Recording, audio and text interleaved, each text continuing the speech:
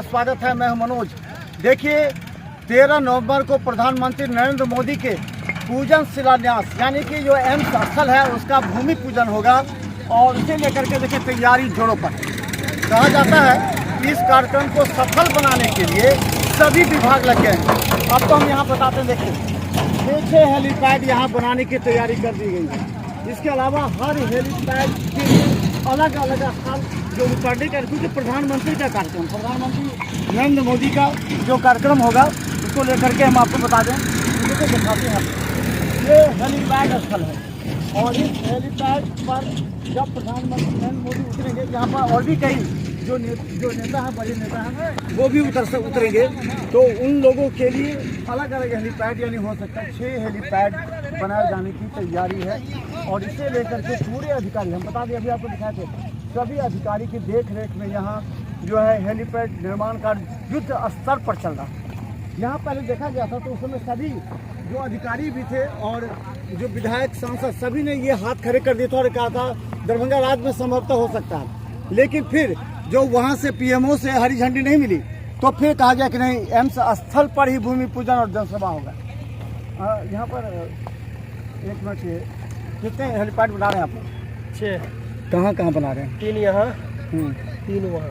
तो ये अलग अलग प्रधानमंत्री के लिए 3 है। तो प्रधानमंत्री के लिए 3 और अन्य के लिए 3। यहाँ से फिर भूमि पूजन कहाँ होगा? भूमि पूजन कहाँ होगा?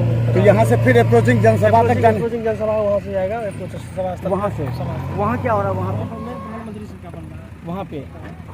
तो आपको बता दें ये कितने स्क्वायर फीट का बना? 1000 स्क्वायर फीट का एक है। 1000 स्क्वायर फीट का है। इसमें और क्या क्या सुविधा दे रहे हैं? 2 लेयर सोलिंग होगा, सीसी होगा, 2 लेयर सोलिंग और प्लास्टर यहाँ तक, और चारों तरफ उसका बैरिकेटिंग होगा। नहीं कहा जा रहा है।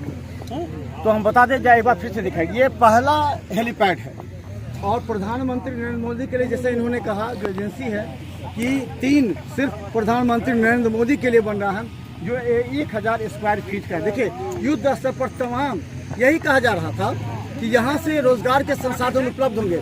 जैसे ही दरभंगा में एम्स निर्माण कार्य प्रारंभ होगा, उसके बाद यहाँ पर जो आसपास क्षेत्र के हम कहें सैकड़ों गांव के लोगों को यहाँ रोजगार मिलेगी।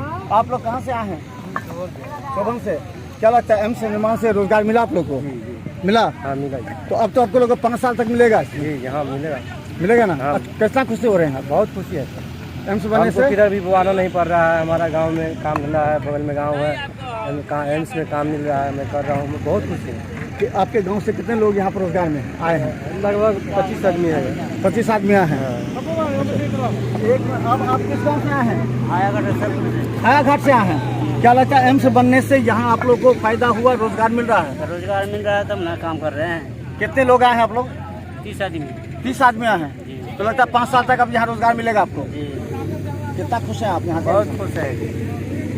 तो देखिए यहाँ पर कितने लोग हैं, देखिए तमाम लोग को एक बार दिखाएं। आप कहाँ से आए हैं?